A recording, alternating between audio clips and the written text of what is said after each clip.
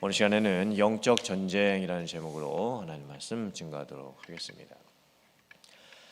우리가 눈으로 보는 세상이 전부가 아닙니다.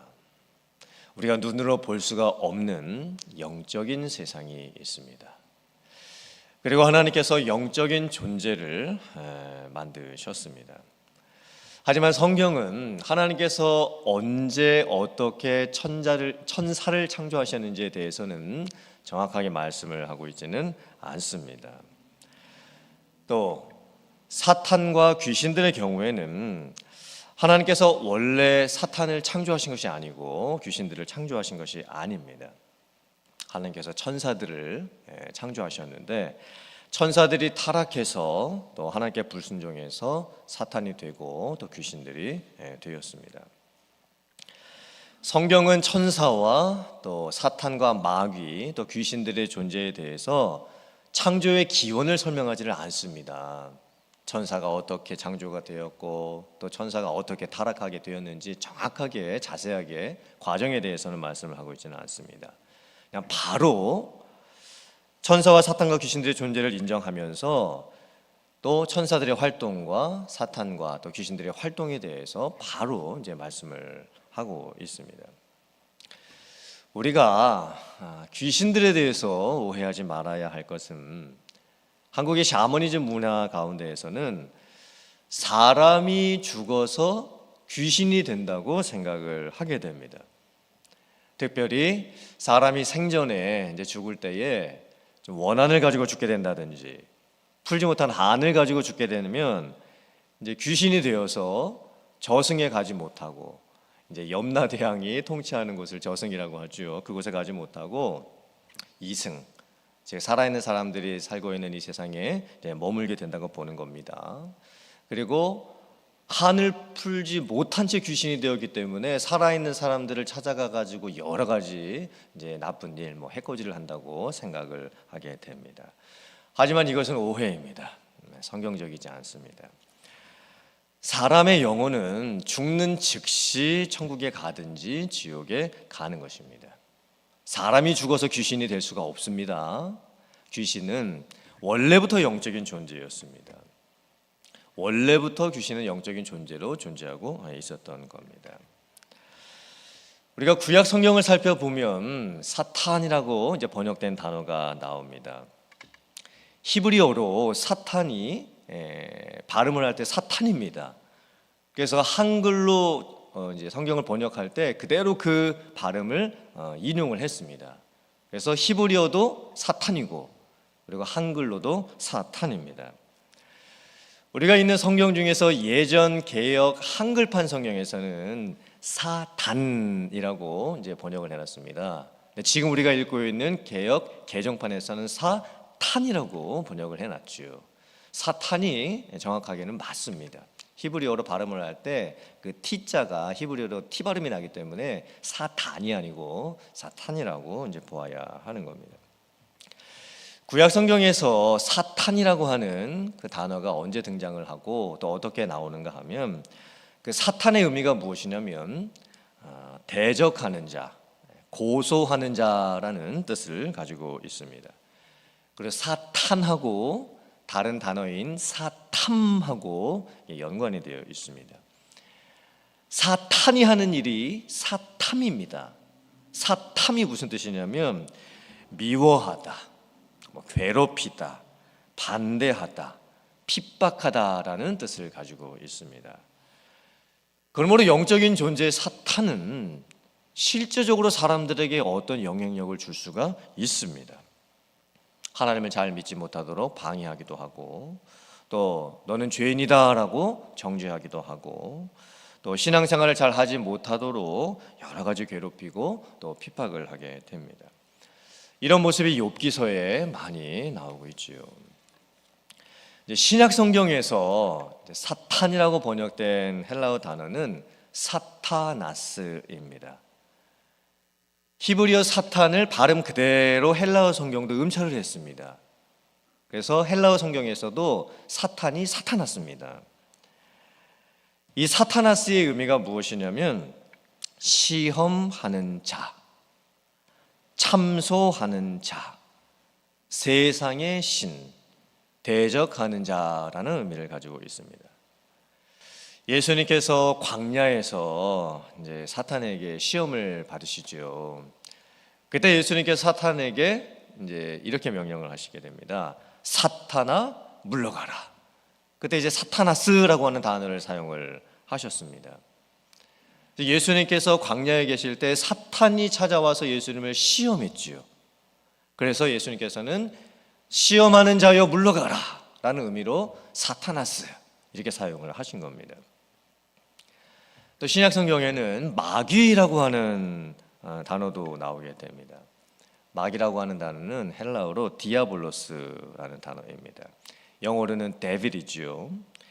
이 디아볼로스라고 하는 단어의 뜻이 무엇이냐면 비방하는 자, 거짓으로 고소하는 자, 중상모략하는 자라는 의미입니다. 그러니까 디아볼로스 할 때 디아라고 하는 것은 무엇 사이에라는 뜻입니다. 그리고 볼로스라고 하는 뜻은 던지다라는 의미입니다. 그러므로 디아볼로스라고 하는 의미가 무엇이냐면 둘 사이에다가 뭔가를 던지는 자입니다. 그러므로 마귀, 디아볼로스라고 했을 때 그 의미가 정확합니다. 디아볼로스는 하나님과 사람 사이에 그 사이를 떼어놓기 위해서 무엇인가를 계속 던지는 자입니다. 또 사람과 사람 사이에 그 사이에 들어가 가지고 갈등하며 그 관계를 깨트리기 위해서 계속해서 무엇인가를 던지는 자입니다. 그러므로 사탄과 마귀는 똑같은 존재를 지칭하는 다른 이름입니다. 호칭만 다를 뿐이죠. 근데 그 의미는 똑같습니다. 사탄도 대적하는 자, 핍박하는 자, 고소하는 자 이런 뜻을 가지고 있고, 또 마귀라고 하는 단어도 중상모략하는 자, 또 거짓으로 고소하는 자, 둘 사이를 회방 놓는 자 이런 뜻을 가지고 있는 겁니다. 그리고 귀신들은 사탄과 마귀의 수하에서 활동하는 존재들입니다. 영어로는 데몬스라고 하지요. 수많은 귀신들이 사탄 마귀의 그 존재 아래에서 활동을 하고 있습니다. 성경은 사탄과 마귀의 존재, 귀신들의 존재를 인정하면서 영적인 세계에서 일어날 수 있는 여러 가지 일들에 대해서 말씀을 합니다. 사탄과 마귀와 귀신이 실제로 사람들에게 여러 가지 영향을 줄 수가 있습니다. 사탄, 마귀, 귀신들이 사람들의 마음속에 실망, 낙심, 절망, 의심, 혼돈, 공포, 두려움, 불안감, 우울증, 자살 충동 등등 여러 가지 마음들을 일으킵니다. 또 개인뿐만이 아니라 사람들 사이에서도 시기하게 하고 질투하게 하고 갈등하게 하고 싸움하게 하고 전쟁 같은 것들을 하게 만듭니다. 또 문화 속에다가 교묘하게 거짓된 문화를 심어놓고 타락한 문화를 조장해서 영화나 드라마나 음악 안에다가 비성경적인 하나님이 싫어하시는 세속적인 쾌락적인 문화들을 만들어서 사람들을 유혹하고 시험하고 타락하게 하는 겁니다. 그러므로 사탄, 마귀, 귀신들의 활동은 영화나 드라마에서만 있는 것이 아닙니다. 그냥 가상적인 존재가 있을 수도 있는 일을 하고 있는 그런 상태가 아닙니다. 사탄, 마귀, 귀신들은 실제합니다. 그리고 우리들의 실제적인 삶의 영역에서 여러 가지 일들을 만들어낼 수가 있는 겁니다. 물론 우리들의 눈에는 보이지가 않죠. 사탄, 마귀가 어떻게 활동을 하고 귀신들이 어떻게 활동하는지 우리들의 육신의 눈으로는 다 볼 수가 없습니다. 하지만 영적인 세계에서는 그런 일들이 일어나고 있습니다.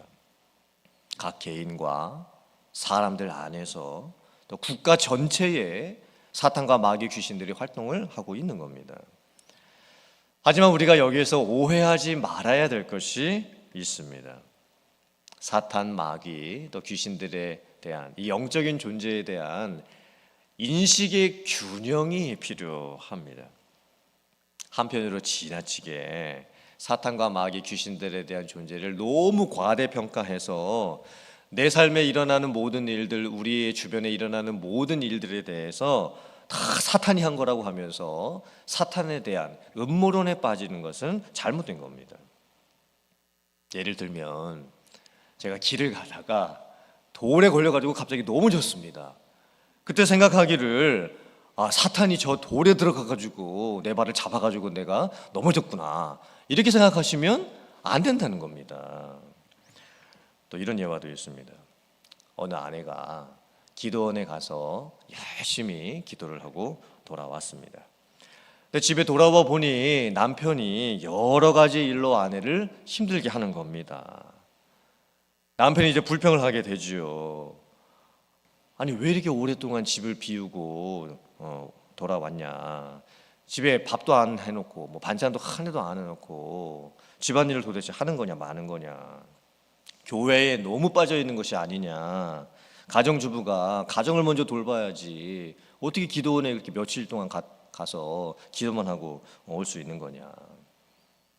그때 이제 아내가 생각하기를 남편에게 사탄이 들려가지고 내가 기도원에 가가지고 열심히 기도하고 왔는데 사탄이 지금 남편에게 역사를 하는구나 라고 하면서 남편을 향해서 뭐 대적 기도를 한다고 뭐 사탄아 물러가라 막 이렇게 하면 안 된다는 겁니다. 이건 오해입니다.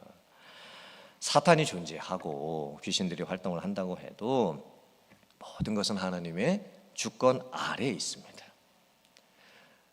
사탄이 아무리 능력이 있고 사탄이 아무리 사람들 유혹하고 또 비폭하고 또 넘어뜨리게 한다고 해도 사탄은 하나님과 같은 창조자가 아닙니다. 사탄의 존재는 하나님의 주권 아래에 있을 뿐입니다. 그러므로 사탄의 시험과 핍박 같은 것들을 너무 두려워할 필요가 없습니다. 너무 지나치게 과대 생각하면서 또 의식할 필요도 없는 겁니다.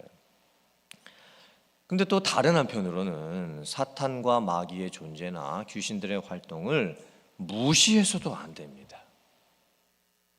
우리들이 살고 있는 시대가 과학의 시대이고 합리성의 시대이고 또 이성의 시대인데 요즘 시대에 사탄과 마귀 같은 게 어디 있느냐? 그게 영화에서나 나오는 일이지 실제로 이 사탄과 마귀가 존재하고 귀신들이 나타나가지고 뭐 전설의 고향 같은 데처럼 그렇게 귀신들이 활동을 하고 있는 것이냐? 그건 지어낸 이야기일 뿐이다 라고 생각하면서 이 영적인 존재를 또한 무시해서도 안 되는 겁니다.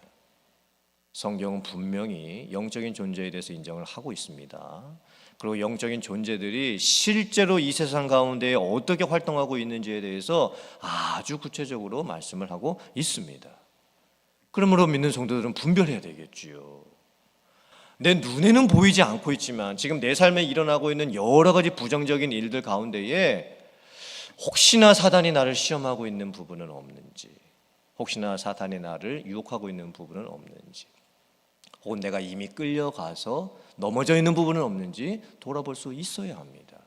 그리고 말씀 가운데 깨어 있고 또 기도하면서 내 삶에 일어나고 있는 일들을 분별을 하고 내 주변에 일어나고 있는 일들, 이 세상에 일어나고 있는 일들을 분별하면서 우리가 깨어서 하나님 앞에 영적인 전쟁을 해야 하는 그런 모습이 우리들에게 있어야 될 줄 믿습니다. 오늘 에베소서 말씀을 보면 분명히 말씀합니다. 우리가 싸우는 것이 육과 혈에 관련된 것이 아니다. 이제 겉으로 보여지는 것에 관련된 것이 아니라고 말씀을 하고 있지요. 내 안에서 겉으로 일어나는 일들이나 사람들 사이에서 겉으로 보여지는 모습이나 이 세상 가운데 있는 이 겉으로 보여지는 것이 전부가 아니라고 말씀을 하는 겁니다. 그 배후에 무엇인가 있다는 것이죠. 그 일이 그렇게 악하게 하나님을 대적해서 되어지는 그 과정 뒤에는 악한 존재의 영향력이 분명히 있다는 겁니다. 그래서 우리의 싸움이 혈과 육에 관련된 것이 아니라 통치자들과 권세자들과 이 어두움의 세상 주관자들과 하늘에 있는 악한 영들에 관련된 전쟁이라고 분명히 말씀을 하고 있습니다. 그때 믿는 성도가 어떻게 해야 될까요? 마귀가 간계를 가지고 사람들이 보이지 않는 영역에서 우리를 시험하고 유혹하게 한다고 말씀을 합니다. 간계가 무엇일까요? 간사한 계략이죠. 근데 참 분별하기가 어려운 것입니다. 왜냐하면 사단이 우리를 시험하고 또 넘어뜨리려고 하고 핍박을 할 때 감추고 위장하고 우리에게 찾아옵니다. 속은 늑대인데 양의 탈을 쓴 채로 우리에게 다가오는 것입니다.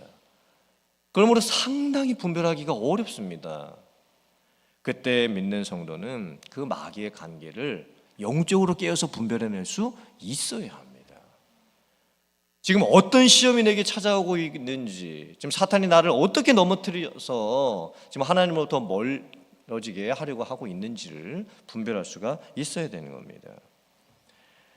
영적인 전쟁을 어떻게 치를 수 있는가? 하나님의 전신갑주를 입으라라고 말씀을 하고 있지요. 눈에 보이는 것으로 나를 무장하는 것이 아닙니다. 하나님의 전신갑주로 무장할 수 있어야 하는 것입니다. 하나님의 전신갑주는 무엇인가? 이것은 제가 다음 토요 새벽 예배 시간에 자세하게 말씀을 드리도록 하겠습니다. 오늘 말씀을 통해서 우리들은 영적인 존재가 무엇인지 다시 한번 깨닫기를 원합니다. 그리고 영적인 존재, 특별히 사탄, 마귀의 이 기원이 무엇이고 또 그 단어의 의미가 무엇이고 또 사탄 마귀가 어떻게 활동을 하고 있는지 또 그 밑에서 귀신들도 지금 어떻게 활동을 하고 있는지 저희들이 오늘 살펴보았습니다. 이제 우리들이 깨어있기를 원합니다. 분별하기를 원합니다. 정신을 차리기를 원합니다. 근신할 수 있어야 됩니다. 그리고 세상 사람들은 눈에 보이는 싸움만 하면서 살겠지요. 겉으로 보여지는 것만 전부인 줄 알고 살아갈 것입니다. 하지만 믿는 성도는 내 자신을 위해서나 우리들을 위해서나 교회를 위해서나 세상을 위해서 영적인 전쟁을 치를 수 있는 군사들이 되어야 합니다. 그 싸움은 믿는 성도들만이 할 수 있는 것입니다. 어쩌면 하나님께서 믿는 성도들에게 영적인 전쟁을 싸우라고 명령을 하신 것이라고 봐야 할 것입니다. 그러므로 사랑하는 성도님들, 우리가 영적인 전쟁을 치름에 있어서 항상 말씀 가운데 깨어있고 또 기도 가운데 근신하면서 우리가 싸워야 될 영적인 전쟁을 잘 싸울 수 있는 여러분들 되시기를 주님의 이름으로 축원합니다. 그리고 실패하지 말고 또 싸움에 지지 마시고 하나님의 전신갑주를 입고 싸움에 승리할 수 있는 여러분들 다 되실 수 있기를 주님의 이름으로 축원합니다. 아멘.